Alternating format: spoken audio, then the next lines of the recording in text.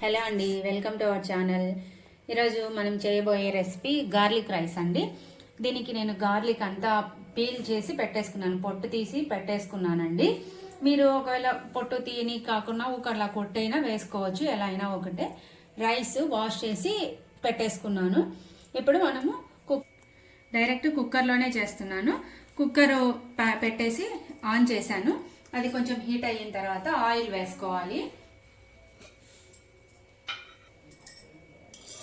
Oil వేస్తున్నానండి. 4 to 5 table spoons వేసుకోవాలి. మనం తీసుకున్న రైస్కు పట్టి తీసుకోవాలి ఆయిల్. నేను తీసుకున్న రైస్కి అయితే ఒక 5 టేబుల్ స్పూన్స్ తీసుకుంటున్నాను. కొంచెం హీట్ అయిన తర్వాత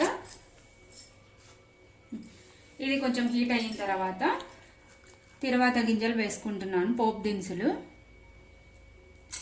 మినపాలు కొంచెం ఎక్కువగానే వేసుకోండి, బాగుంటుంది. జీలకర్ర,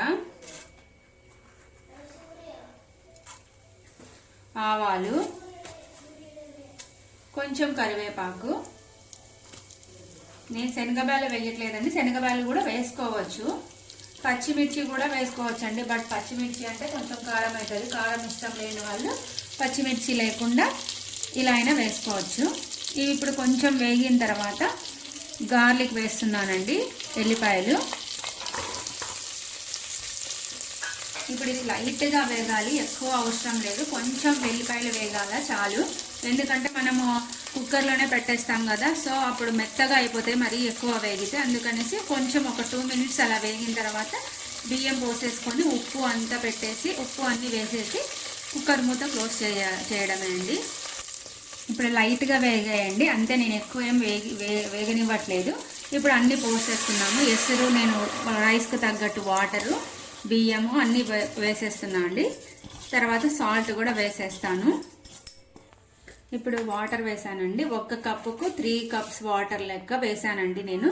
మీరు తీసుకునే రైస్కు ఎంత పడుతుందో అంతే వేసుకోండి. ఒక 1/2 glass ఎక్కువ వేసుకోండి, ఎందుకంటే ఇది ఆయిల్ వేస్తాం కాబట్టి కొంచెం బిడ్స్ అవుతుంది. సో అందుకనేసి కొంచెం ఒక 1/4 glass మైనా ఎక్కువ తీసుకోవాలి. ఇప్పుడు సాల్ట్ వేసాను కదా, సాల్ట్ వేసి ఒకసారి అంతా మిక్స్ చేసుకోండి. మిక్స్ చేసుకొని కుక్కర్ మూత పెట్టేస్తే సరిపోతుంది. ఇప్పుడు అలా అంతా ఒకసారి మిక్స్ చేసుకోండి. గార్లిక్ అనేది మన ఇష్టం అండి, మనం తీసుకున్న రైస్కు పట్టించి మనం తినే దాన్ని బట్టి గార్లిక్ తీసుకోవాలి అంతే. ఇప్పుడు అంతా మిక్స్ చేసేసాను. కుక్కర్ మూత పెట్టేసుకొని ఒక విజిల్ రానిచ్చి హై ఫ్లేమ్లో మంట తగ్గించి 2 విజిల్స్ రానిచ్చుకుంటే సరిపోతుందండి. ఇప్పుడు ప్రెషర్ అంతా పోయిన తర్వాత మనం ఓపెన్ చేసి చూద్దామండి ఎలా వచ్చిందనేది.